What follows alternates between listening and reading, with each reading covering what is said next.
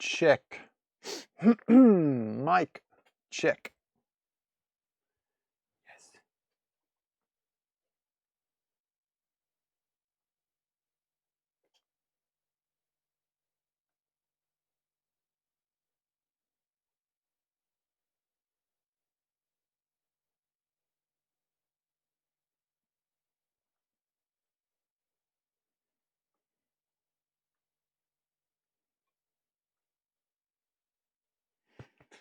All right, last minute little Instagram live before we go. And also let's do a little quick Facebook live as well. Alrighty then. Hi people. I am in my studio. I'm about to start my live stream on twitch.tv/Darude. It's a just chatting stream tonight called Dial It In. I'm going to be chatting with people who will also have my WhatsApp number and they can send me messages and ask questions. I'm going to be joined with trans legend Steve Helstrip, aka the Thrillseekers, in about half an hour, and I'll be talking with Steve about, I don't know, all kinds of stuff. I got a couple of questions prepared, and then we have a couple of things in common, and maybe I'll bring those up as well. So yeah, anybody there on Facebook and Instagram, you should head to twitch.tv/Darude because that's where the whole stream is going to be. And I've got Texas with me tonight. Yeah, my studio doggy. Hey, buddy. So, twitch.tv/Darude. I'll be there for the next hour and a half, something. We'll see how it goes. I am going to be saying bye to Instagram. It is twitch.tv/Darude. Go there for the whole stream. I'll be there for an hour or two. Bye.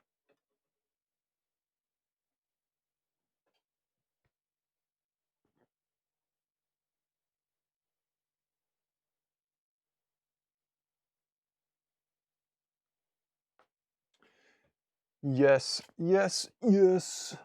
And now we are going to be live. Maybe for once, 1 minute or so early. And where is my... Oh, wow. I'm well prepared today. My Twitch chat is nowhere to be seen, but it's all right. It's right there. Right about now.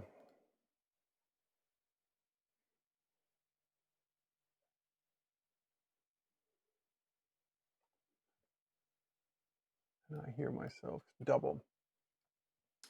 Okie dokie. So what's up, everybody? Where are we hailing from today? From Wales. Wow, that's a little ways away.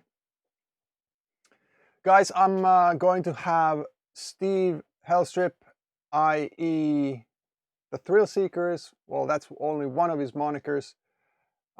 Trans legend, all around nice guy. And oh, there he is in a chat as well. Nice. What a champ. We are going to be calling a couple of people. I got a couple of messages and questions earlier, and then we're going to be talking to Steve. And be nice to him and welcome him, and already now go and click his username, Twitch name, and go give him a follow if you're not following him yet. He's there with you in the chat already right now. So let me just start by going directly, seeing if we had that. There's a question for Steve, so I'm not going to be doing that. Let's see.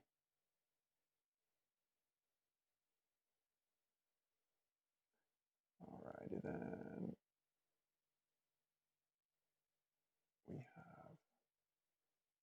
Let's try that. Let's call +98. Where are we calling?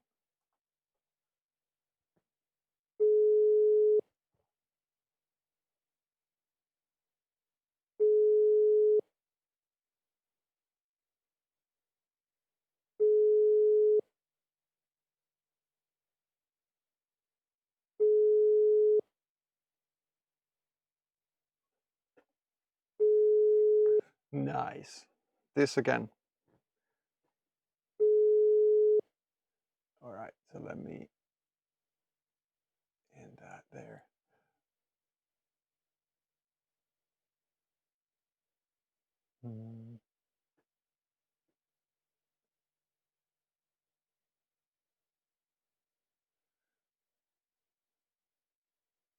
So I don't know who of you has met this lovely fellow before. He's an Italian greyhound and he's 11 years old and his name is Texas. And he sometimes hangs out with me here in the studio. Weirdly enough, when he is on the floor and not being princess on the couch, he actually seeks his little resting place near the sub. So he's my little bass dog, but obviously I won't play stuff too loud at that point. Oh, kisses to Texas.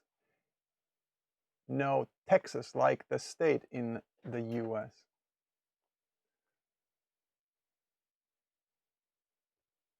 All right, let's try this one then. I've had bad luck with calls. People send me messages, but then when I pick theirs and try and call them. Guten Tag. Hello, who am I talking to? This is Hello. This is Darude. Hello. Yeah, I'm not good in English. I'm talk to you for an autograph of you. Ah, okay. So an autograph you can get when the lockdown ends and I come play somewhere near you, and I'll be happy to sign whatever for you. But other than that, right now it's a little bit difficult. Otherwise, and even with the mail working, but I don't think if sending stuff with autographs right now is essential. So maybe. Okay. But I think I have now the message. I'll see if there's something I can do about that. Maybe, like you said, maybe we could arrange so that you'll send me a CD or something, and I'll sign it. But I'll put your. Yeah, I have LPs. Okay, you do. Okay. Cool. So you can send me an address. Yes, I'll save your number and get in touch with you afterwards, so we can figure out how to send stuff back and forth. Okay. All right. Well, good. My Deutsch ist nicht so gut either, so. Yeah, and my English the same. Yeah. Cool. Well, have a great evening in Germany, wherever you are there, and we'll see if we can sort out the autograph. Okay, thanks. Cool. Bye. Yeah, bye. All right, so now we're going to see another call from, this is Finland.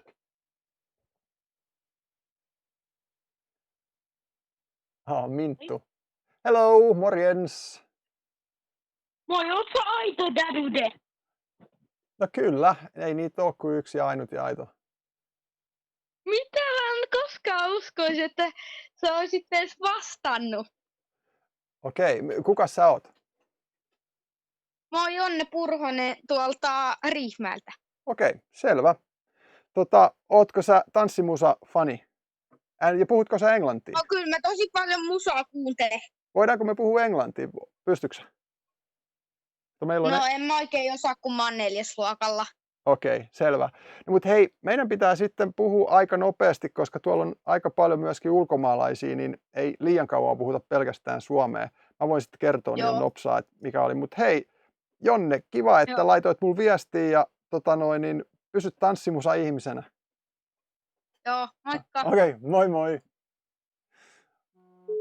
All right, so that was Jonne from Riihimäki, Finland, and said that he is a little unsure of his English because he's only a 4th grader, but I bet that he would have been just fine.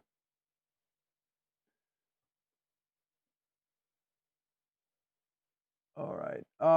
Markus, is what free? Your question. You want to ask something? Antoni Mikael, yes, I am in Finland. Markus, if you have WhatsApp and call me on data on WhatsApp, the call is absolutely free, and the text to my phone on WhatsApp is as well free if you do have the WhatsApp. So feel free to shoot me a message, ask me a question, or just say, yo, call me, and I might call you.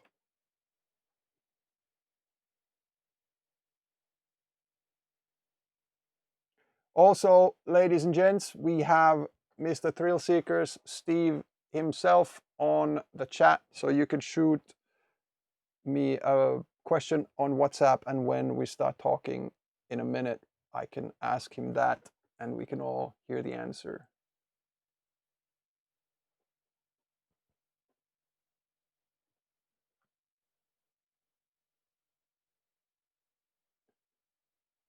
Tiger's Babe, shoot me a message and I might call you.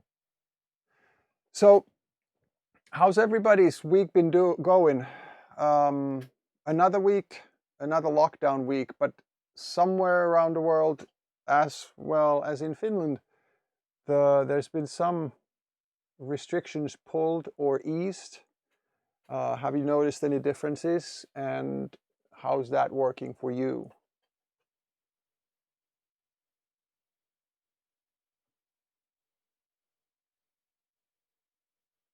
Hi, Rob.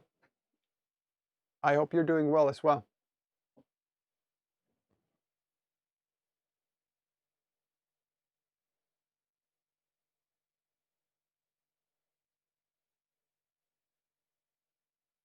All right, so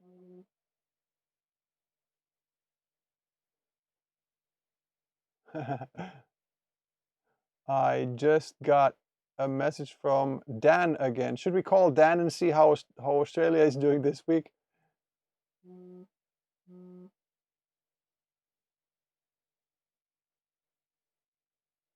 All right, I'm going to call Marcus.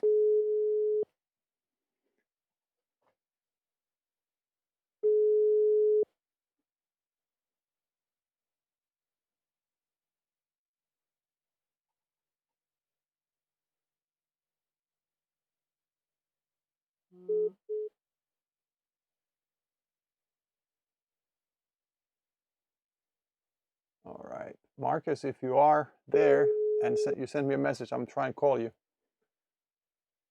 Oh, can't talk, sorry. So then we'll just do the question. How long has it taken for your streaming and music career to get as big as it is right now? 20 years or so. I've made music for 25 years now or so, 24, 25. And my first official release was in 1999 and globally in 2000. And I've been touring and making music as a, I guess you could say, professional since then. And I don't know if, I guess right in the beginning when my first track or 2, 3 got big, you could call that quite a big peak. And I don't know, I hope I'm sort of more solid and in certain ways bigger now than I was back then. but times were different too. I didn't have, or we didn't have social media like we do now, and we didn't have the Spotifys and other stuff. So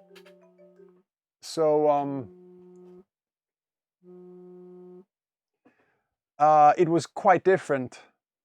But as it comes to being an artist and being a producer, I still feel that I'm learning every day. And I mean, for instance, these chats and doing the streaming that we're doing now is kind of a learning curve, and you can be bigger or smaller doing that as well, and that affects your career. All right, cool. For whoever is trying to call me, I am not taking calls, even if that was your call that I missed, because that's just how it is. I'm selecting who I call and how. What CPU would you recommend for music production, Ryzen or Intel? Well, I'm on Apple Mac computers, so those are Intel at the moment. We'll see what the next generation is going to be like. We don't know, because there's actually been a good amount of talk about Apple releasing next generation stuff with their own processors, but we'll see.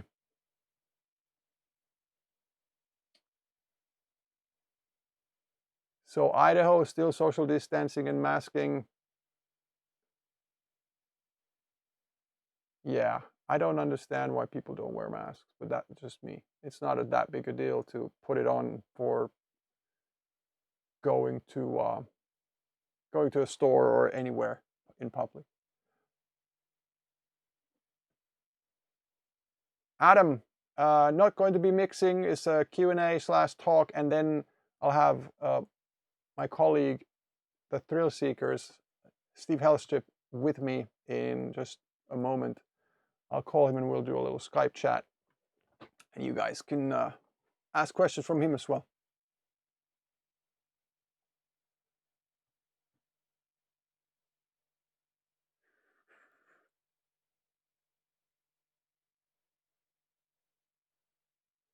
CPU for music production. I mean, that's a solid question, really.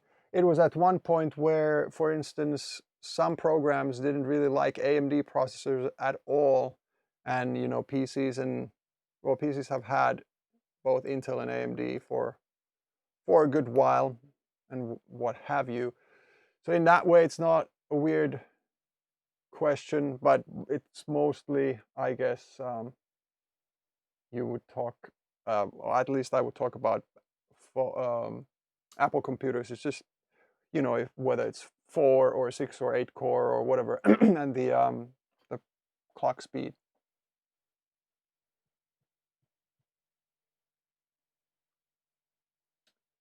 Redlion91, did you send me an email already? I was missing your contact details because you were one of my Cable Guys Shaperbox 2 bundle winners.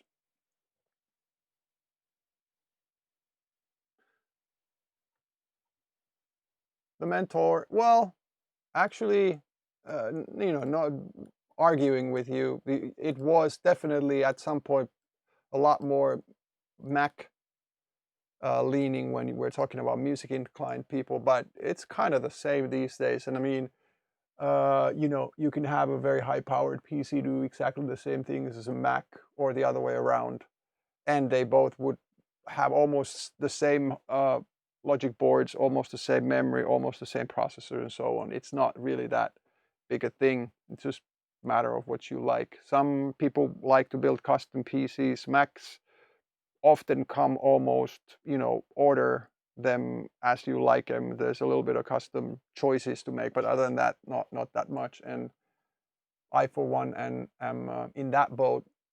I often get quite fully loaded Mac when I need a new one, and then I run it for 3 to 5 years, and willing to pay for the not hassle of taking it out of the box and booting it up and transferring my data from old stuff, and that's it. But then I understand a lot of people need specific things or want to build specific things, and that's mostly happening only on the PC side. So And if you think of, Ableton Live is for both platforms, Cubase is for both, Pro Tools there's several, I think FL Studio these days as well. So that's all good. It's all about what do you want to do.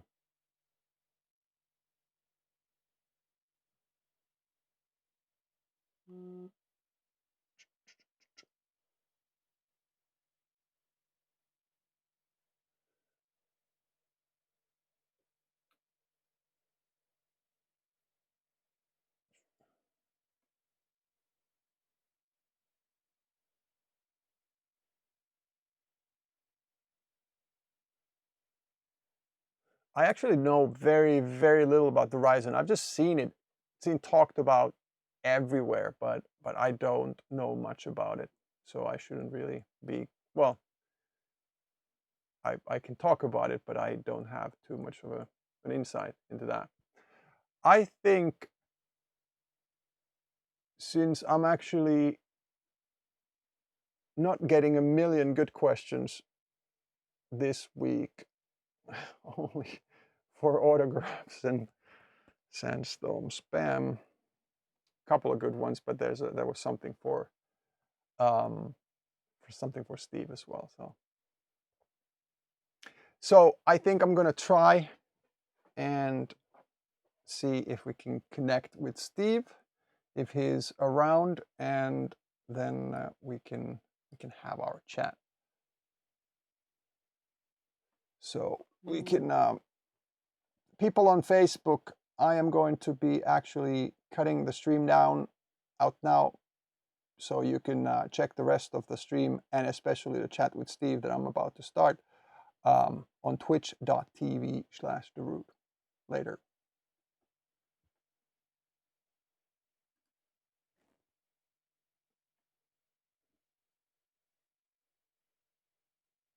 Okay, Veera Soikkeli, in Germany, but a Finn, and is following my stuff and likes my music, but doesn't have a question. That's okay too.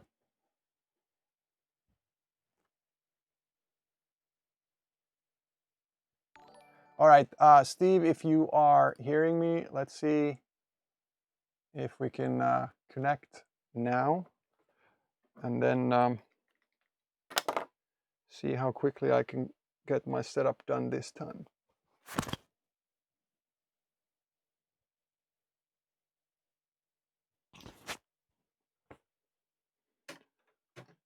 Let's see if Steve is ready.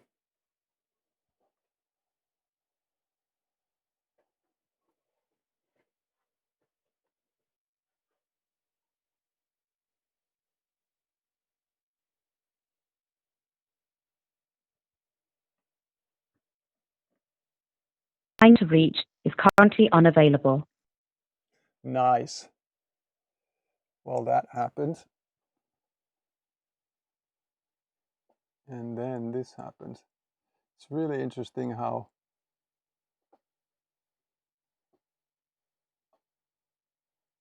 this doesn't work as it's supposed to, but let's try that again.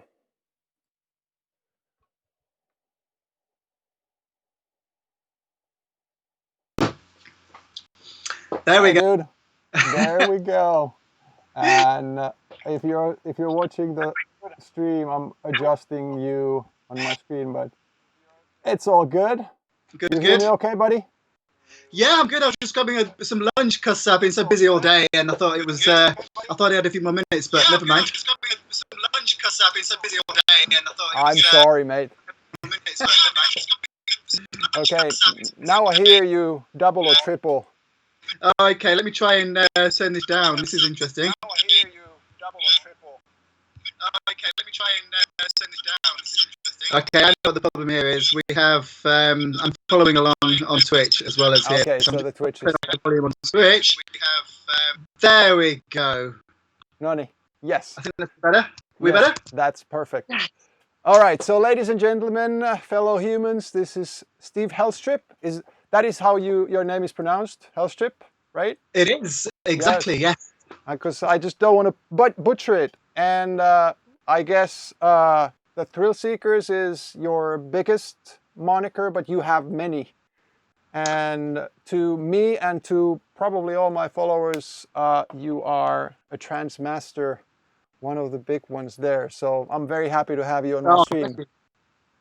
No, it's a pleasure to be here, and thank you for asking me along. So yeah, I'm excited. Of course.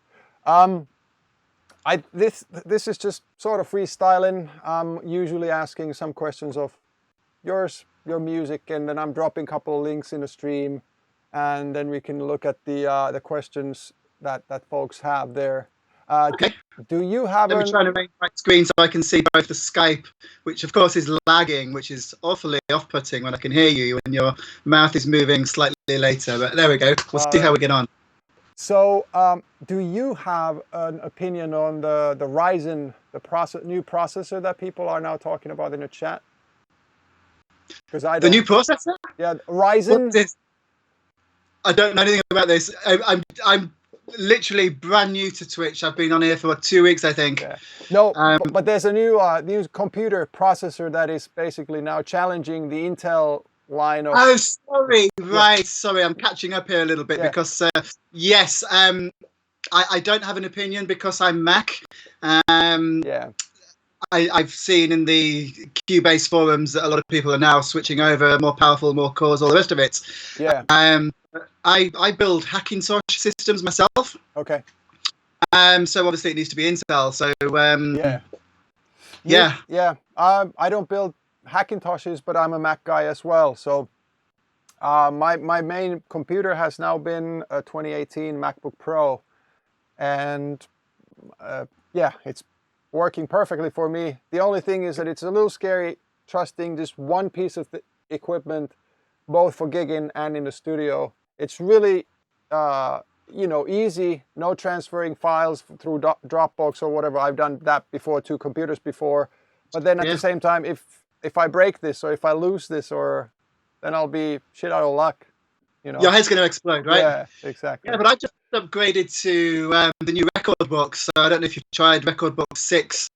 And the people that are watching on the stream as well, before record box 6 came along, and I'm talking about 2 weeks ago, you had to go through some really crazy processes to have record box on more than one computer. So like you say, you have your main laptop that you travel with, and you copy the music from your laptop to your USB stick. Yeah. And if you lose a laptop or you lose your database, you're in trouble. But now I have it on my laptop, on my phone, in iCloud, and in Box. So I have 4 systems now with it all syncing. So when I live stream my DJ sets, I can be uploading tracks and setting them up on my laptop, and then they appear on my computer that I use for streaming, which is a Hackintosh. So yeah, the technology is just crazy. Yes. And I don't actually have it yet. I use Tractor when I DJ, but I do use Rekordbox as well because I have backups of all my stuff on USB sticks in case my laptop does die or something.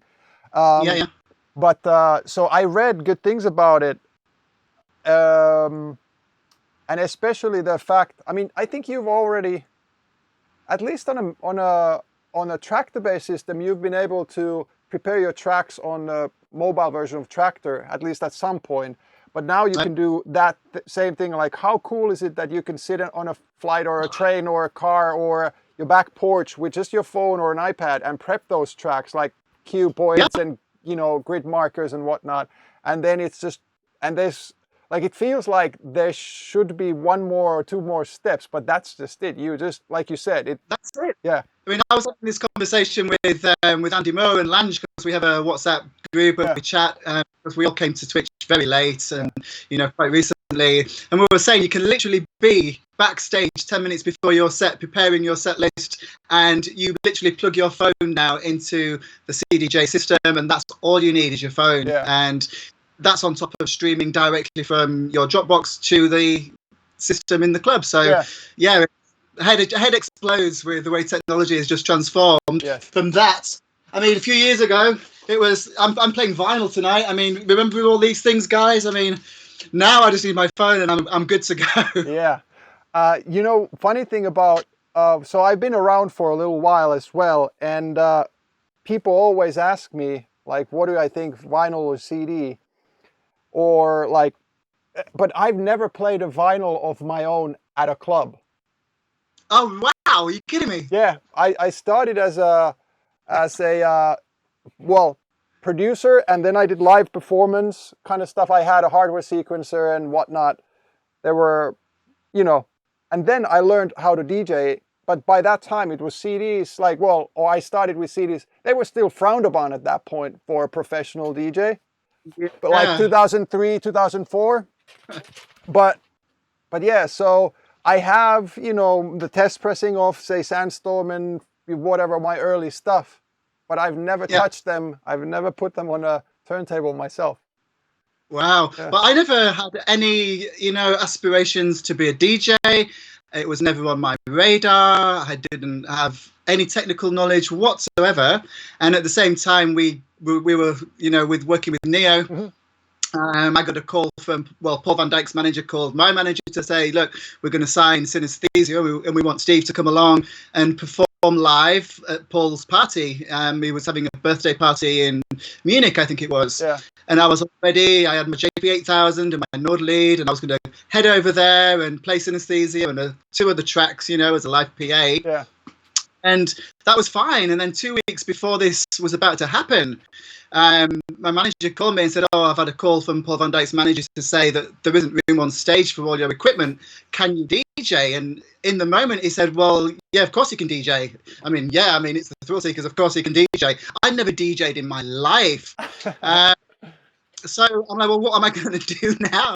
You know, I'd prepared this live set. I'd been practicing and rehearsing. Yeah. You know, I was going to play that so well on my keyboard. So I had to get a pair of 1210s, which I have right behind me here. And I had 2 weeks to learn to DJ. And that was how I began DJing. And it was talk about being thrown in at the deep end. And to make matters worse than that, when I arrived in Munich, Pete from Blank & Jones met me at the airport and said, oh, Paul's at the radio station right now recording his show for next week, and he wants you to go there right now and play back-to-back with him. I'm like, don't be ridiculous.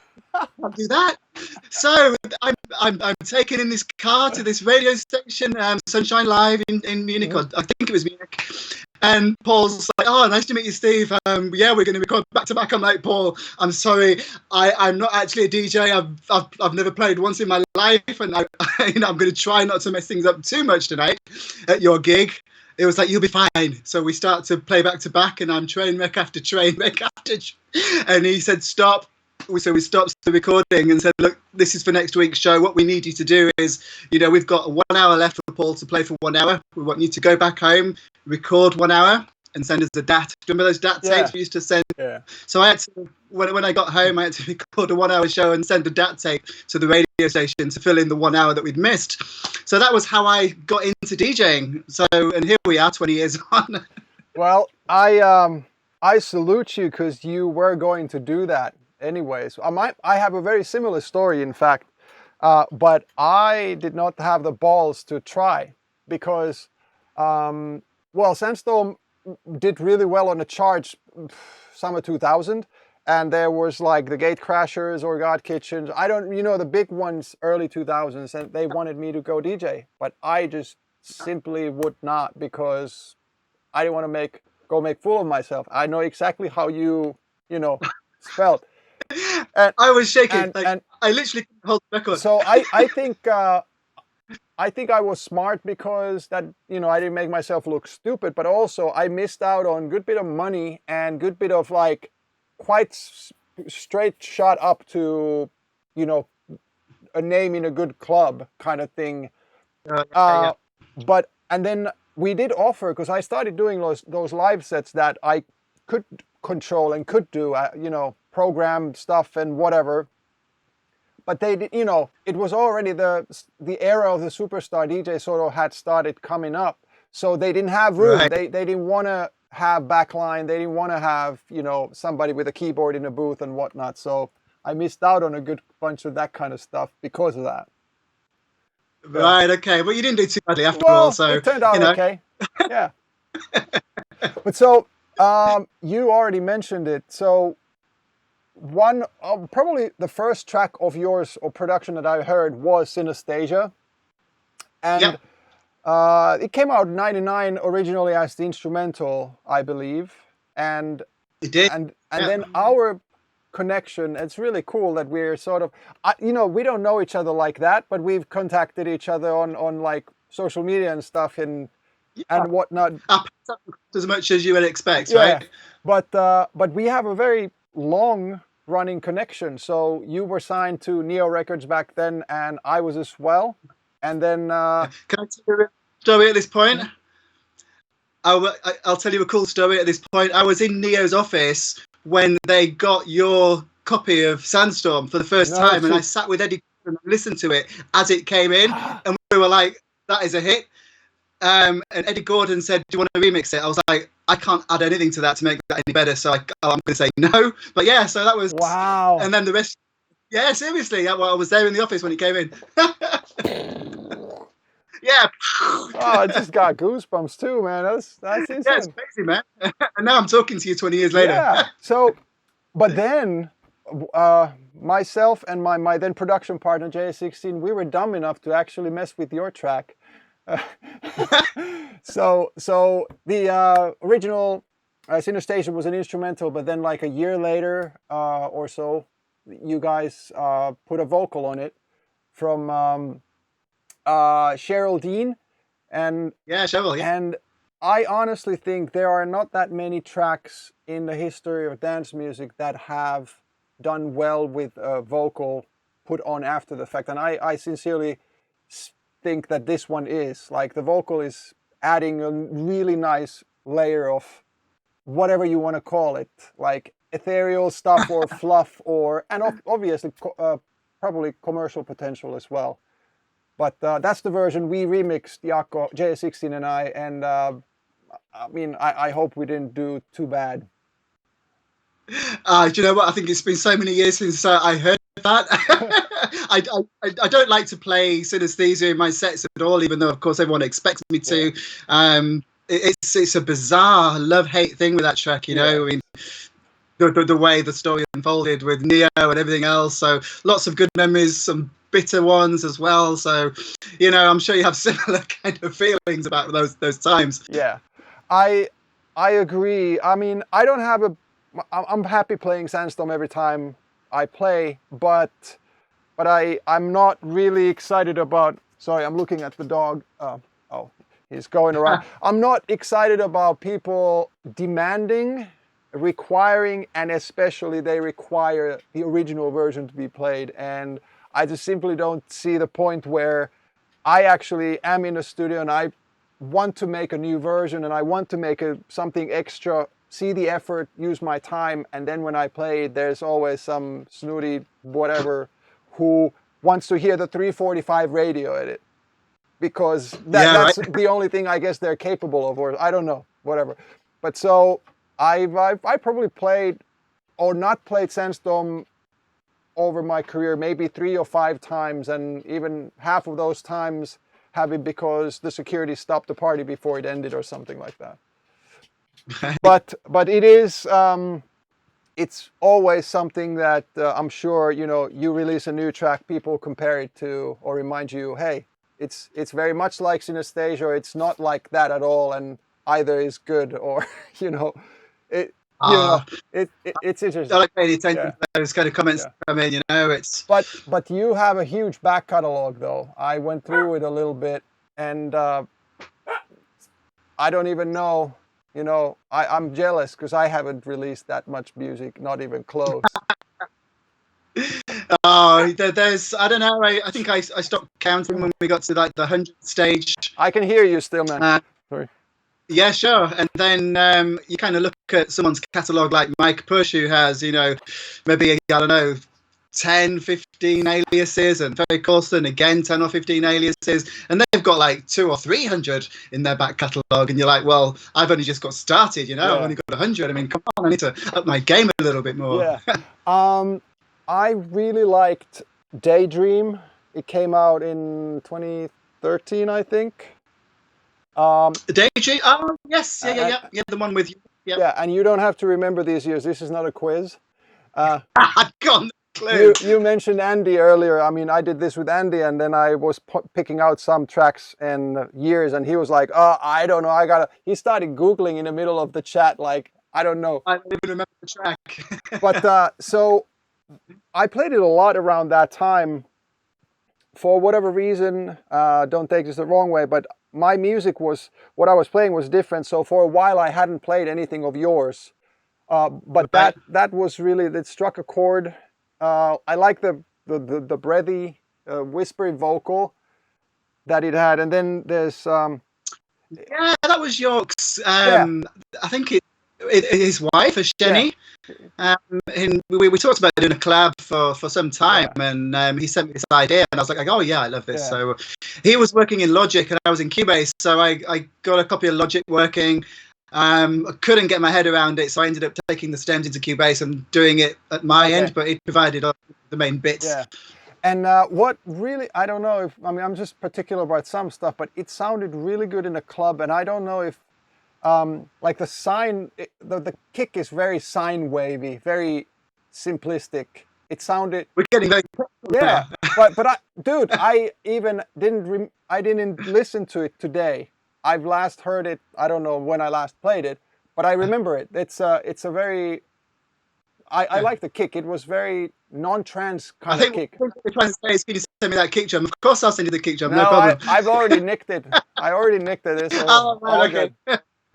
And another one that I really liked, that I actually just came across a while ago, is your mix of Halcyon, Chicane's track. Love how it's very true to the original, but just a little notch of energy up. Yeah, it was one of my favourite Chicane tracks. It was Behind the Sun album, wasn't it? Which I worked with Nick with a few tracks, Autumn Tactics I remixed and Saltwater, and Halcyon was on the same album, and I loved the track so much, but I could never play it in my set because I think it's like 131 BPM, and I'm always playing peak time in clubs, so I need to be 138 by the time I come on, so I could never play it. So I thought, I'm going to make a version that I can play. Just for fun, it was just for fun, and it was like 2 or 3 days, really quick in the studio for me. I normally take 2 or 3 weeks, so for 2 or 3 days was great for me. And Nick was supposed to be working on a collaboration with me for my album, and we just couldn't seem to hit it off at the time because he was going in a different direction. So I said to Nick, look, hey, I've done this mix of Halcyon. How would you feel if I put it on my album as a cover version? And he was like, yeah, go for it. So that's how that came about. So I was grateful for that. I listened to it today. Really, really like it. I think, I don't play like 138 stuff too much these days, but I've actually done a couple of streams where I go that high, and that's definitely going to be one of my players. Yeah. That's going to be one on my next 138 set for sure. But then so you've had a relationship with him for a long time, I guess, with Nick. Yeah. I've met him a couple of times. He seems like a really cool guy, but I don't really know him that well at all. Do you snowboard as well? I don't know. I can barely. I've never skied in my life, and if I go anywhere near a skateboard, I'm on my ass real quick. So I don't even want to try. I struggle walking some days. No, I think I saw him snowboarding somewhere, maybe with Ferry Corsten or something like that. I'm not sure if I just remember that wrong. Hey, so why do you have so many different aliases? Do you have a specific reason for that, and how do you decide on which one you use? Back in so let's go back to synesthesia.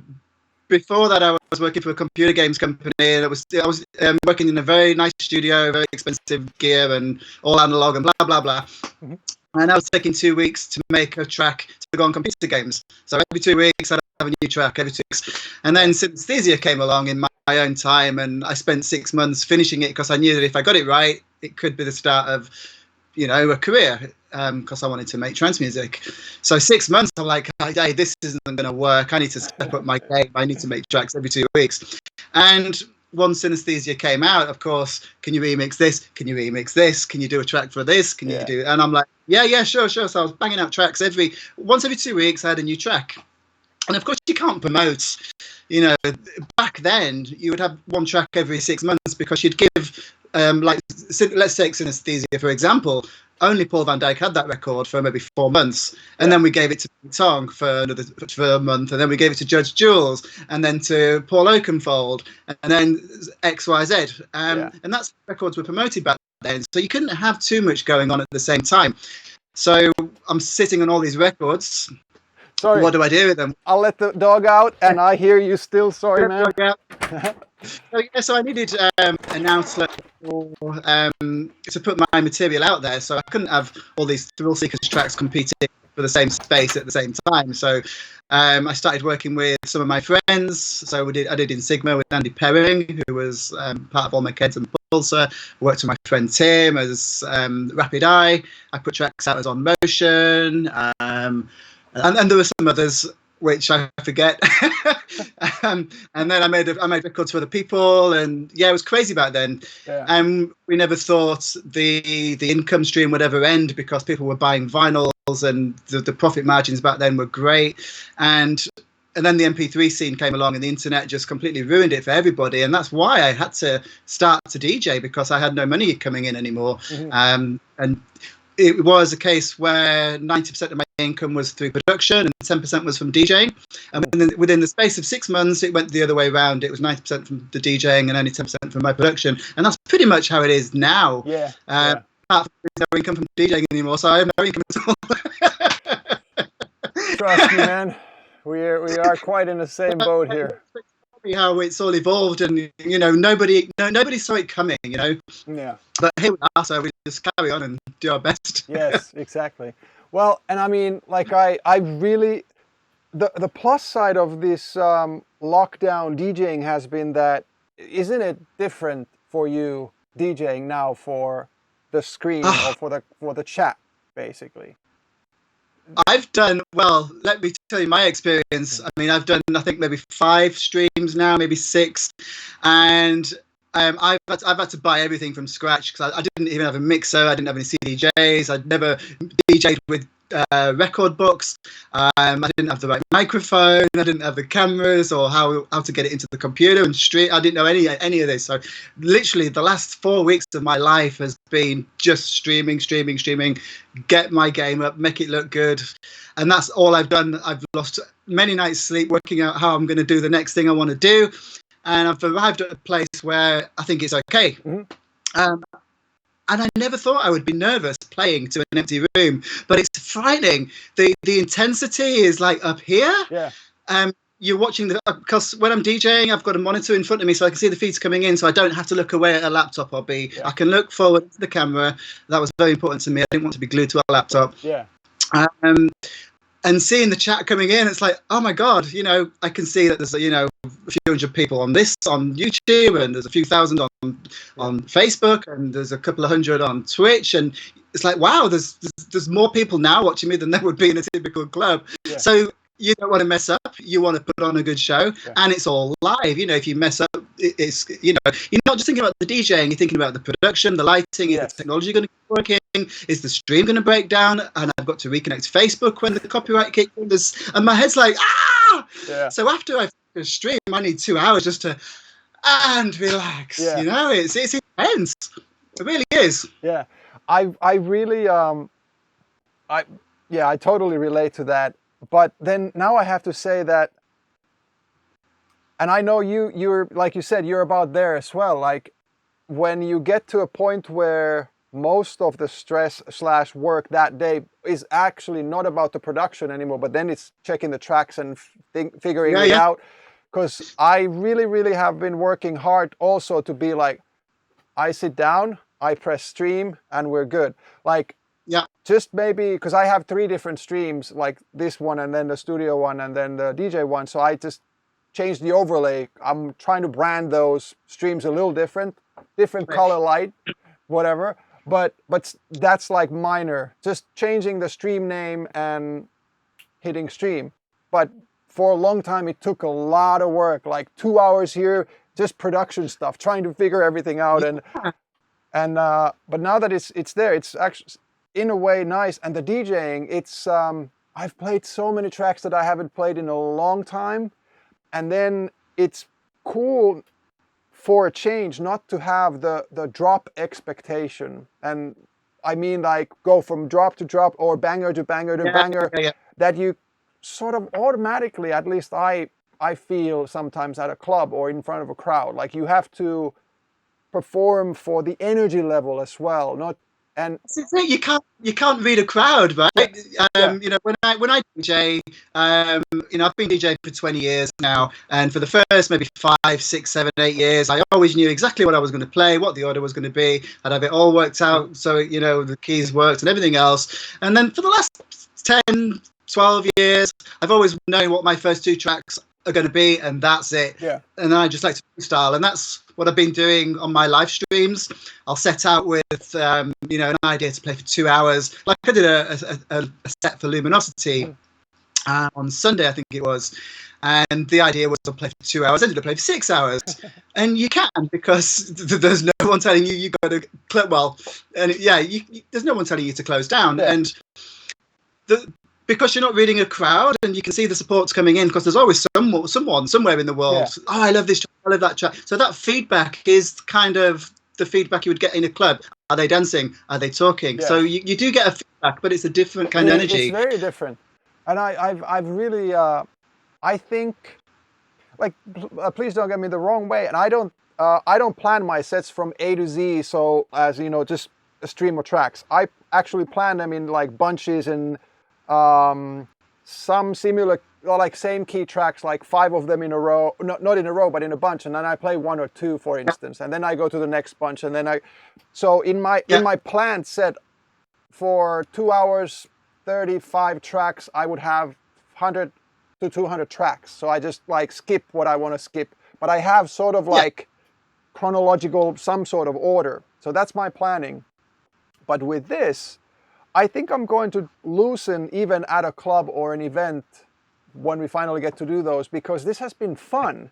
And it's also, I've been getting, I don't think I'm formulaic anyways, or copycatting somebody or doing the same thing that everybody else does, but I've gotten compliments, like pulling you know, tracks from years back or from different genres or different connections, sort of. And that's been really fun. That's been really fun. Like for myself as a DJ, it's just been fun. Like I loved your Happy Accident the other day. I saw the clip. Which was that? Synesthesia in Heaven. Oh yeah. I just dropped the breakdown over the vocal. Yes. Yeah, this is what I love about DJing. Exactly. When nothing's planned and things just happen, you think, right, I'm going to go for it. It's either amazing or it's like, oh god, I shouldn't have done that. Yes. But that's where the fun is for me. Yeah. And I think I was playing vinyl that day, and I was thinking, you know, when I first started DJing, every track was 7, 8, 9, 10, sometimes 12 minutes long, and now they're like 4 or 5 minutes, right? And I was thinking, why is that? And because I was DJing on vinyl, I realized that back then it takes a good amount of time and focus to get the tracks lined up and in sync. Yeah. If I was DJing with vinyl with 5-minute tracks, I'd be like train wreck. I need the time to get it just so, you know. And it would be really intense, because all the time you wouldn't have really time to breathe. You would just be concentrating fully all the time, like on a technical aspect. And I'm selfish. I want to feel the tracks myself. I want to have that like time for that. Yeah.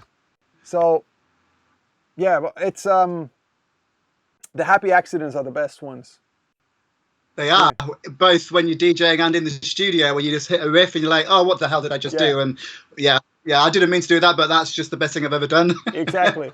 I often have like an idea of sort of a riff, or maybe I have an ARP, but then I just try different delay times, like just because sometimes the rhythm is good like that, but sometimes it's like that, and sometimes it's total crap and messy, but all of a sudden like, holy shit, and that's the best. Yeah. Cool. You don't so you are a family man, because I saw your daughter on your stream the other week, actually. It was. Is she really DJing? or making music as well? Or? Yeah, she came on. We, with the CDJ setup, you can have it on autopilot pretty much. So, it was the tracks were synced. So she just came in. She had like you were saying in your set, you kind of have a bunch of tracks in the same key or whatever, and she was able to just go down and. We was working in C minor at 135, so she had a choice between North Pole or Ferry Corsten's Made of Love, or there was another track at C135, and she chose Made of Love by Ferry Corsten, I think. Yeah. And she was like, "Yeah, I'm going to play this one." I was like, "Right, okay." So she counted when it comes in and pressed play, and of course it synced up straight away, and she brought the level up, and yeah, she really enjoyed it. It was good fun. That is awesome. My son is 11 soon. And he's really into dance music as well. Music in general. He plays the piano and dude, I wish we had this. He had a school assignment to make either a music video, sing or dance or whatever on video, or make a piece of music. So we combined that, and at his piano, he's played Alan Walker's Faded. And so he played it in here, and we did a little production of it, like 3.5 minutes radio edit, a cover of Faded. And that was so much fun. That was actually the first time I've worked together with him. And he was sort of, I was producing, but he was in the lead of the playing. And he actually plays better keys than I do. I'm not ashamed to say an 11 years old or 10 years old, almost 11, kicks my butt in that. I'm not that great of a keyboard player, but I'm all right, but not like he is. Yeah, it's nice to share those kind of interests, isn't it? So, I mean, my kids, I've always had a piano in the house, and I've got 3 children, and they've all got various levels of interest and ability. But I haven't really, I never ever wanted to push my children into doing anything that they didn't want to do. So I always want the piano to be there, and if they want to learn, I will teach them, but I will never force them to. And they come and play every now and again, and that's nice, but I don't think they're going to follow in my footsteps, which is also probably good, because it's a tricky old scene to be in. But I'm getting a question often. What should I do if if I'm an aspiring DJ, give me advice. And I'm just like, don't. Yeah. that's the best advice you can give anybody. It's like, just seriously, no, but rethink your thoughts. But that's a little bit of a joke, but there's a lot of truth in it. Yeah, sure. But then also the softer version and the more realistic version is, obviously, if somebody is interested, they should follow their passion, but don't you dare quit your day job. Yeah, you need to have 2 things in tandem, right? And you cross when you can. You have to have a backup. Yeah. I mean, I was a journalist. I was technical writer for a computer magazine, so I was able to leave that job to pursue music and freelance write at the same time. So I always had an income, a fallback should that happen. And luckily, after synesthesia, everything, financially, I was okay. So I was able to stop writing. So. I don't know if you remember Future Music and Computer Magazine. And Sound on Sound. I used to write for all those back in the day. Dude, I have piles and piles of those CDs and then DVDs of the samples. So if you remember Computer Music, I wrote the first 2 issues pretty much with a guy called Andy, the editor. Just me and him wrote the whole, pretty much. Well, I don't know. Yeah. His idea was to come up with a computer magazine called Computer Music. I was like, yeah, okay, well, do you want to write? Yeah, okay. So I ended up writing literally half or more than the first 2 issues. Crazy. And then I slowly... Yeah. Wow. It was a long time now. I used to hate it because I could talk and chat to my friends about stuff. And I failed English at school. I failed English A-level. And I ended up being a technical writer for Sound on Sound and Computer Magazine and Personal Computer World, which was a big computer magazine in the UK. But I hated writing. I just hated it. And the advice that all the journalists said to me was, look, just tell it like you was telling a friend down at the pub and just write in that style. So that's what I did. But when I'm sat there on my own and it's cold and it's raining outside, I'm not chatting to a friend in the pub. I'm just like, oh. And I'd sit there organizing for hours trying to say a sentence and go back and change it. So yeah, I'm so glad to be out of that work. Yeah. Well, I mean, some of that definitely taught me then you taught me probably a good bit of stuff, because I used to religiously, I always bought computer music and future music on like newsstands around the world and in Finland, because I read them on my flights back and forth. And I'm still actually a Sound on Sound subscriber, but now it's on the iPad. So yeah, it's all changed. Yeah, and I don't know. This maybe sounds funny, but I had I think it might have been computer music of like small blip. I don't know if it was a track review or something like that, and that really warmed my heart, because I was, I used to read those magazines, and I haven't read computer music and future music in a long time like that. But Sound on Sound is still, my monthly. Yeah, I definitely like it, but it's obviously the computer and future are a little bit more on the beginner side, I guess. And well, so it's great for me, because when I worked at the computer magazine, I started. I mean, I left home at 18 and moved to London, which is a long way from home. I left with virtually no money, but I knew I needed to be in London if I wanted to break into the music scene. And I was walking down Oxford Street in the centre of London with no money, no job, knocking on doors, trying to get a job. And I walked into a work agency, and they said, "Oh, well, there's this computer magazine just down the road on Wardour Street. They're looking for a secretary." I said, "Look, I'll do anything." So I got the interview. I remember having the interview, and they basically wanted someone to open the post, open some boxes, make sure people were filling in their time sheets and all this stuff. It was only for 2 weeks while somebody was on holiday, I think. And after this 2 weeks, the guy said, "Look, we really appreciate what you've done here, and you've organised this, that, and the other. Would you like to stay permanently?" So I was like, "Yeah."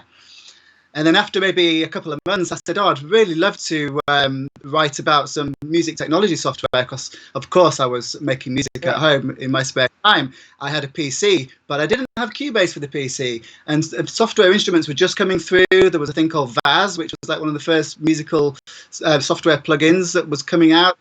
And I wanted to get my hands on these sound cards. I remember Waldorf made this synth that you plugged into your PC, and Creative Labs made the AWE32, which you could load samples into. I was like, how can I get my right? And the editor of the magazine said to me, "Look, why don't you contact all these companies and say you want to do a group review of all the software and where the music technology is at?" And they were like, "Oh God, yes, please, we'd love to." So I was flown over to the USA and all over the place to be introduced to the people that made the software, made the hardware. Wow. They were sending me it all. And literally every day I was getting sample CDs from Time and Space, and can you please review our stuff? Because it was a big influential magazine. So I was mounting up all this software, all these sample CDs, all these sound cards, all this stuff. And I was like, it was just like perfect, it gave me all the technology. And then I started writing a sound technology column for PCW. And then that's when I got working with, I did a few things for Sound on Sound, and I met Andy from Future Music, and Computer Music Magazine started. And so that's kind of before I got into music, but it was a good, nice little thing to have on the side, so I could DJ and produce music and have that should I need it. Thank God I've not had to go back there. Well, now if you would have to do those, you probably just write your own books and do your own sample backs like you do. Yeah, maybe, right? Yeah. Yes, you got to find other avenues, so just keep on trying with new things. Yeah. So I have several links, but I'm not going to start dropping them right now because we're talking. But you do have a Serum pack, for instance, sound pack for Serum synth, and then you have the sound pack. I am planning on doing a sound pack myself. Do you have any solid advice for me how I should go about it? Don't. I was kind of expecting that. You're waiting for that, right? Yeah. No, I have a huge list. I think I know what I want to do, and I think I know how grand it's supposed to be or should be, but I haven't really kind of dipped my toes in the actual making of it yet. I'm pretty sure we probably all of us producers who've been around for a little while might think about it in a little similar way, like we've got back catalog that we can take sounds off of, like you've actually done. Yeah, exactly. Yeah. And that should be a good start. But then also when I now go through other people's packs, I see them, they're so well done, you know, there's a wide range of all kinds of stuff, and I'm just like, there's a lot of work that goes into it. I mean, what I did, I mean, the first sample pack that I did was literally, I mean, a lot of, you know, I tell upcoming producers the same thing all the time. It's not so much about how you produce and process the sounds and what effects you use. It's about using the right sounds to begin with. So when I make a sample pack, I know the kick drum works because I've used it in a track several times. I know this hi-hat loop is working really well because I've used it. I've done, you know, so I try to provide sounds that just you can drop into your mix and they're going to sound great without having to do too much work. So it's crucial, you know, whether it's a bass sound or a clap or whatever it is, it's crucial to get the right sound in the first place. And also sounds can be great on their own, but it's all about context as well, isn't it? So you can have the best kick in the world, but if you pair it with the wrong bass, it doesn't make any sense. So it's all about context. So I try to put everything in the context of how I would make a track, and the sample libraries that I produce, they will work because they've been pulled out of my projects, and I've been through that 25-year learning curve, and you know that's basically what you're buying when you buy a sound pack of mine is 25 years of experience. Okay, this is where you need to be at, and there you go, off you go. I totally agree with that. I think the idea of I basically want to create like X amount of tracks, but maybe like 8-bar or 16-bar things that have the layers that all fit together, but then it's automatically sort of mixed and automatically, like you said, the sounds fit together and they're in the right frequency spaces. But then at the same time, like it's an interesting conflict because I sometimes don't like the idea of giving somebody a full-on template, because then they just might straight up use that and have no creativity with it at all. Yeah, that's been known to be done several times, isn't it? The same pops up 3 times on Beatport all in the same day. Hang on a second. So that's the thing where, but yeah, I totally agree with not just creating samples, but creating stuff that work together in the context of, and I think that's the most helpful for, especially for, you know, today you want to create something quick and you want to get the idea out. So for instance, for myself, I have some templates that I just go to, and they sound the same from the beginning, but I just go to them because I like that drum groove or I like that sound, and that inspires me. And then I go from there and end up changing almost everything that was there in the beginning, but I just needed the good vibes to, you know, be inspired. Process, sure. Couple of quick questions still for you. We know that you are a Cubase user. You mentioned that a couple of times. Do you have a favorite plugin that you use all the time, in or outside of Cubase? Well, just one? Well, I know you use many, but so what would be your go-to software synthesizer? Okay, I can't say one. I'll give you 5. Okay, fine. I'll give you 5. So I think people that have followed my streams will know that Yuhi plugins for me are by far the best and my go-to. So Diva and Repro 5 are my 2 go-tos. I use Omnisphere a lot. I use Pigments from Astria, and June 2. Or is it June 3 now? So those are my 5 go-tos. If I could only have 5, those would be my 5. Everyone goes on about Silent and Massive, but I never use them. I've got them all, but pretty much everything there is. But I get away with Repro 5, Omnisphere, Eva, June, and really that's all I need. And my sample libraries, and I make stuff up. I spend a lot of time on sound design. I'll get a chain of effects and I'll put just a blip of something through them, and I'll bounce them back through some crazy echoes and use that as the sound source for a sound and create maybe a patchy and Omnisphere from that. Always kind of coming up with little things like that to have my own identity. I sound like everybody else, and like the question you always asked, if you wanted to be a producer, what would you do? What is your advice? And my advice is get your own sound. Don't copy everybody else. Find your own identity. it's like Paul Van Dyke said to me, it's always stuck with me. It's innovate, don't imitate, and that's always stuck with me, Yeah. And it's so true, and it's the best advice any producer can take on board is to get your own sound. I think, yes, I totally agree with that. And then also there's the point that when you either, however you look at it, but when you have to create your own stuff, you actually learn how shit works too. It makes you a better producer, not just taking, like, I'm actually admitting I'm a preset user, but I never use them as is, but they are my, starting points often. Yeah, me too. Yeah. A lot of the time. But so then there's layering, and then there's using them in a different way and whatnot. But yes, it's not just even fun if you just pick one sound and hey, that sounds good, and just use that, because there's nothing of your own. You can't feel proud about that really. And then also like you're putting things together, but you don't really know what you're putting together if you don't dig deep in the sound design here and there as well. So I think it's very beneficial as well as a producer, not just a pride thing, or not just a signature sound, but you learn so much doing it. Absolutely. Yeah. And of course, the other thing, I must have, like many producers, I don't know, maybe 20 or 30 synths, and they all really do the same thing, but slightly differently. Yeah. I can get the same sound from most synths.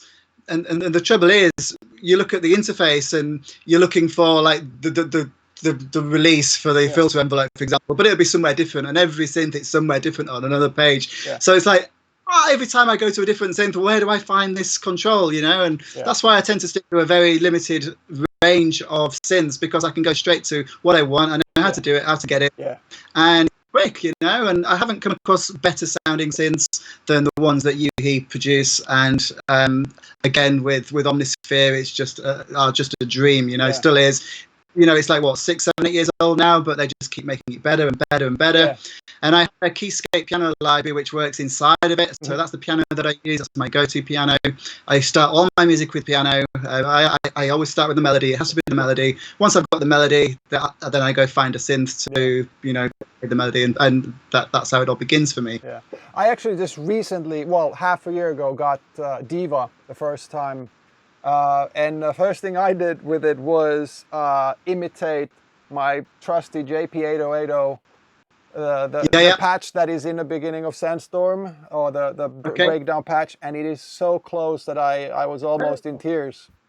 They've modeled it, and all the detuning and any little minor detail is in there. The only thing with enough yet, I don't think. I sold my JP8000. I used to have like 30 synthesizers in my studio, and of course you'd come into the studio, you turn them all on, they'd warm up, and within 20 minutes it's 1,000 degrees in your studio, so you've got the air blasting away. So I decided to go in the box.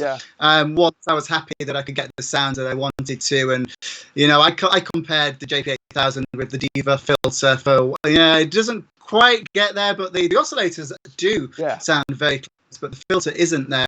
I had Gabrielle and Dresden message me to say they'd like to do a remix of Synesthesia. I was like, okay, don't think I've got the parts, but let me try and recreate them. So I was in Diva for like 6 hours trying to get it to sound exactly. I just couldn't. So I got very close, but I'm such a perfectionist, I couldn't get it exactly the same. So I conclude that it's not quite there yet. Yeah, but the thing is, though, it's you who hears that 1% or no one else will give it. It's like when you mix it to vinyl, you make a slight little mistake, and I'm like, oh no, it's the end of the world, and no one else noticed apart from the DJs out there. Yeah, exactly. And sometimes these days you're like, oh, holy shit, he's actually DJing live. Because you made a mistake, and they can recognize it. It's like, wow. I've got a Sub 37 here, and then I have Nordrack 2, JP8080, and MS2000, and then I have my first ever synth Korg TR rack version, so the Trinity rack version. Oh yeah. Okay. And I've had them all along the way, and just software just got to the point where you didn't need to have that anymore. Yes. And there's a few things I miss about that. I've got a Nord lead here to my right, and I've got a Korg mini log, and And I've got a Yamaha CSCX. Yeah. But everything else I sold. I had the Sub 37 as well, Okay. and I couldn't tell the difference between Diva and that when I really got clinical about things. Why am I having this €1,000 synth sat here when I can recreate it in software and no one would know the difference? My wife actually got me my Sub 37. There's a long story about it. We had a boys' night out at Paavo Siljamäki from Above and Beyond, his summer house here in last fall, and my wife saw me and the rest of the boys. We had Dave was there, Dave Dress, and Andy was there, and whoever. We were all geeking out about Prof's Sub 37 that he brought with him, and we were a little drunk and messing around. And my wife saw us having so much fun. She bought me one for Christmas, and I'm so happy she did, because that's actually my first analog synth ever. Like, I've had hardware synths, but not an analog one. And what I really love about it is that it's fully digitally controllable. So, I mean, obviously you know that, but so it's analog in the sound department, but then you can have the plugin, then you can automate everything, and so that's the best of both worlds.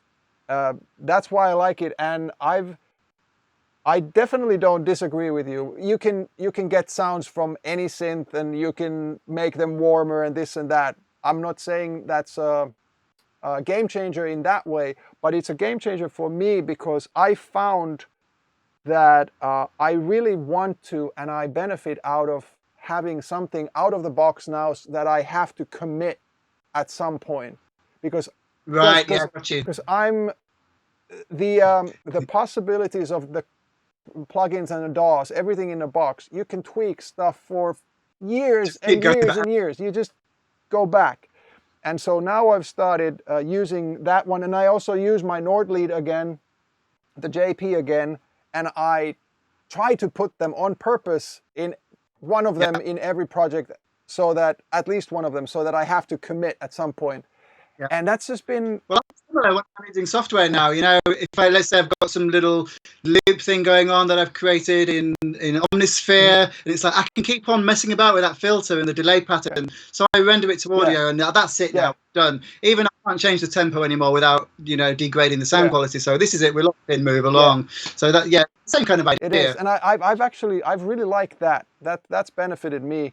But at the same time, like, I've always laughed about the people who just are so particular about digital versus analog and this versus that, because it's insignificant to 99% of the people who hear the music. It's just significant on YouTube, on my phone, exactly. Of course. Cool. So these are just silly ones for DJs, the same things, vinyl or digital DJing, but you're doing both, obviously, and you started early on with... Yeah, no, I only really got back into vinyl DJing when a friend of mine, Sam Mitchum, started putting on a night called Wax Format, and it was vinyl only, because vinyl had disappeared, clubs no longer had the turntables, and he wanted to bring it back because he was, really enjoys vinyl. Yeah. And, he knew that I used to play vinyl. Do you want to come along and play? I was like, well, yeah, I'd love to, but I'm a little bit scared about this because I haven't DJed for 10 years on vinyl. Mm-hmm. When I moved home, I got rid of all my vinyl because I never thought I would need them anymore. Yeah. So I had 300 or 400 vinyl left. That's all I had. Yeah. The ones that I'd been part of, or tracks that I loved, or ones that I'd bought, but all the promos I'd been sent, they went because I couldn't give them away, let alone sell them, because nobody was interested. Yeah. So I've been slowly rebuying vinyl ever since, and now that I'm streaming, it's a really good opportunity to actually use my decks. And I played for 4 hours from vinyl last Wednesday. I intended to do 2, but it was going well. I didn't mess up too much.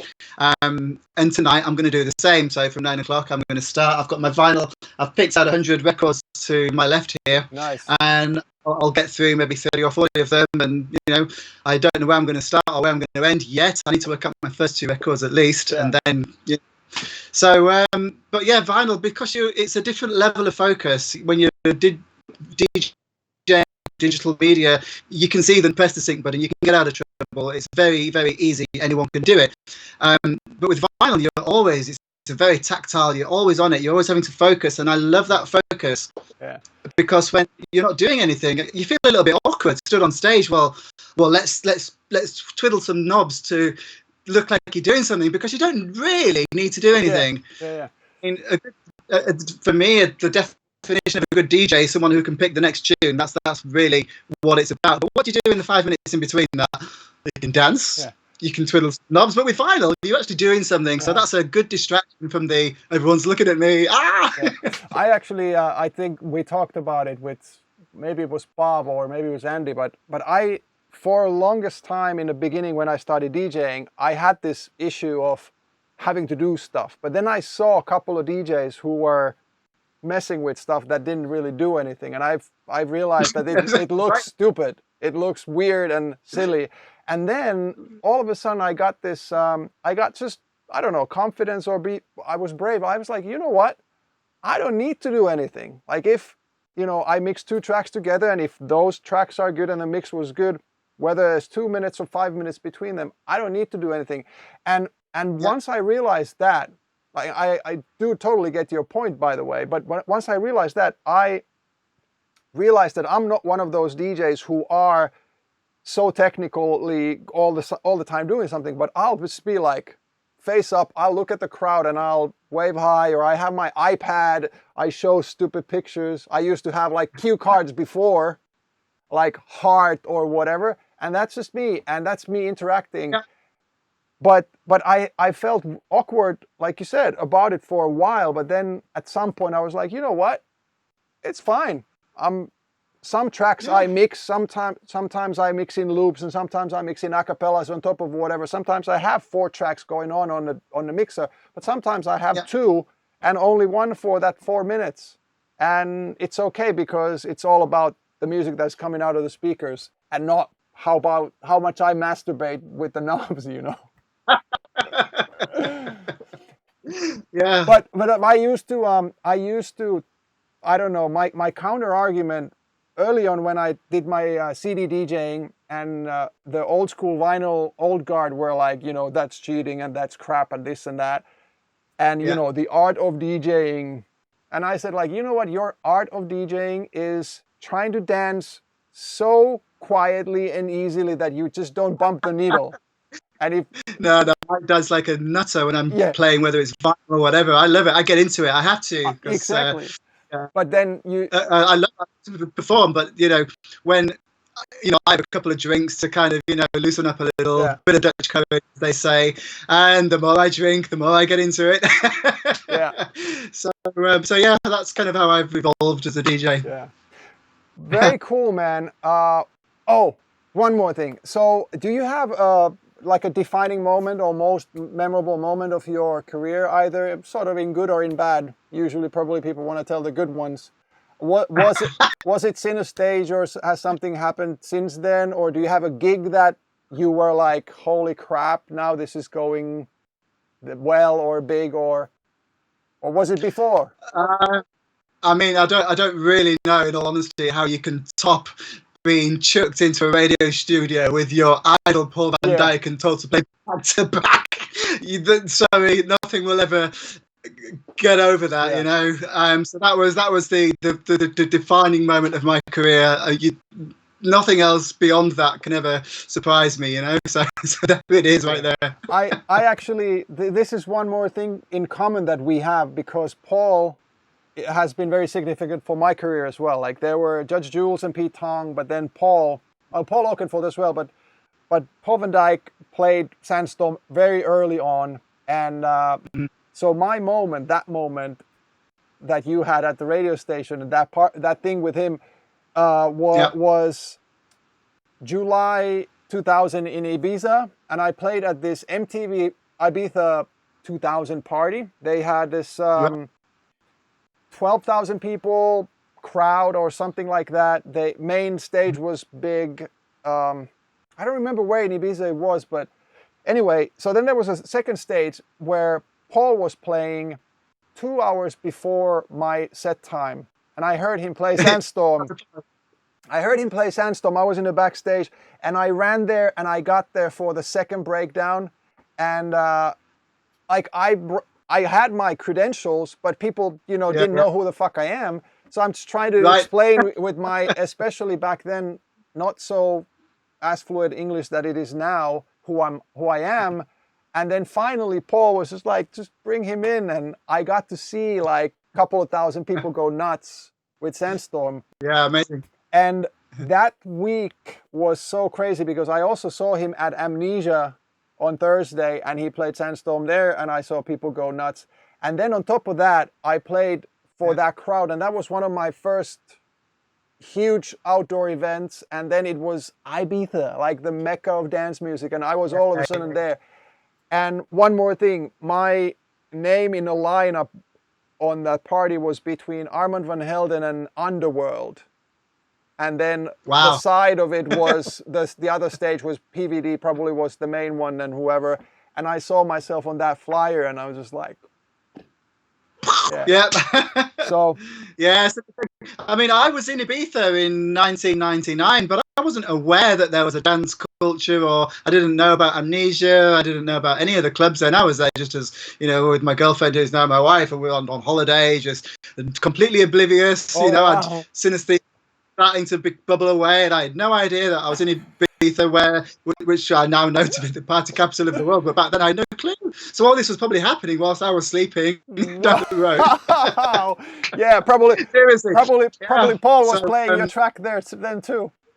Probably, and then then I got to understand how the industry works. And the following year, I was in Ibiza with like 8 of my friends. We all went, you know, and I got a call from my manager saying, "Oh, we've just had a call from Chicane. He wants you to remix Saltwater." And I'm on holiday with my friends in Ibiza. It's like, but he needs it in 2 weeks. I'm like, well, I'm on holiday. So he offered me some money. I said, no, I'm on holiday. I'm not coming. I'm on a lad's holiday. I'm not coming home. And the money went up a little bit and a little bit more, and I was on the next plane. Nice. So anyway, so yeah, there's lots of Ibiza stories. I could talk about Ibiza for days and days on end. Nice. But I'm going to get ready for my live stream, buddy. I've got to take the dogs for a walk and see my kids, and yeah, make sure it's all working. And yeah, I thank you so much for this time, my friend. It's been. I wish you nothing but the best for tonight's stream, and obviously the rest of the lockdown and beyond. We should do this again, maybe catch up again, maybe in a year or whenever.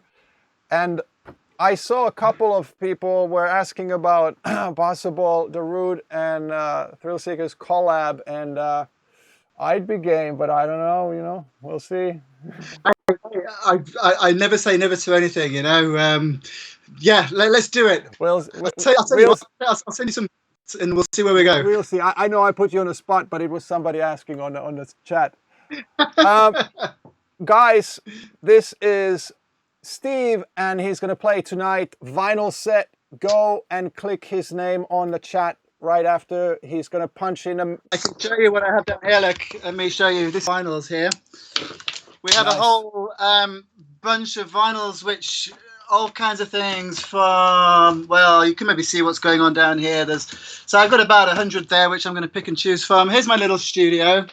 So I have my turntables here and my little setup here, and then over here we've got the rest of the studio. So yeah, I'm going to be playing from here for 2 hours minimum, but more likely 4. I haven't played for less than 4 yet. It may be 6. We'll see. Yeah. All right. Thank you so much, man. Thank you. Let's be in touch. Yeah. Cool, man. Okay. Take care. Good luck with all your stuff. Thanks, man. See you, buddy. Bye. See ya.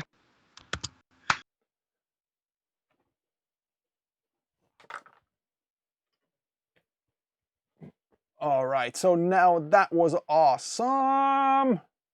Thank you so much, Steve.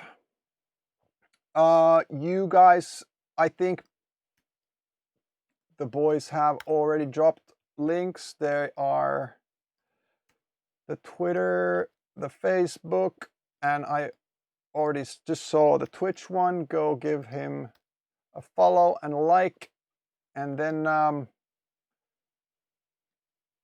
Synesthesia, boom, on Spotify. And then Synesthesia, JS16, a Darude and JS16 remix is there. I would highly recommend checking out a track called Daydream from 2013. It's amazing. Boom. And then Steve's remix of Halcyon, Chicane track. It's a classic track and it's a really good remix of that. And what else did we find? He also did a Chicane No Ordinary Morning remix that I like. That was really smooth and cool. It's a dance record, but it's a very chill one. And what else? Oh, and so any producer interested, you should check out Steve's sample and sound packs. Boom. There, I think I oh, and hey, I'm still doing this. So he played his track with a vocal on top of it, Synesthesia with Heaven vocal on top of it, and there's a Twitch clip of it from the other day. Cool. And we can go back here. All right, guys, I am going to wrap this up. I'm going to go get some dinner for the family, and yeah, cool. Oh, Steve, thank you, man. That was awesome. And I very much appreciate the inside info on stuff. And like I said, while we haven't had a chance to personally hang out that much or whatever, but I feel that we are nicely connected through the industry, and we've met and worked with the same people, and I've always appreciated your talent, and then the what do you call that? Like you've always followed your own sound, and there's a certain thing that you can kind of find this you do your own thing. That's very cool.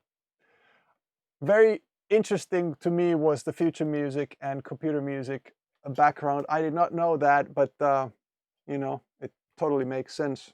When I've watched your streams on the production side and whatnot, you seem very, very knowledgeable of everything. So explains that. Cool, guys. Let's gather up again on the Friday coming this week. I'll be vibing it out, DJing here. I don't have an exact plan yet, but I'm going to continue with similar stuff last time, uplifting and progressive new trance, and then mixing it up with some classics and some other sort of different tracks as well. Thanks everybody for joining. Stay safe, wash those hands, keep that distance, take this seriously, even though there are some limitations eased at the moment. The illness is still bad if you get it, and we need to do what we can to get over this. Streaming continues on Friday. Thanks for joining.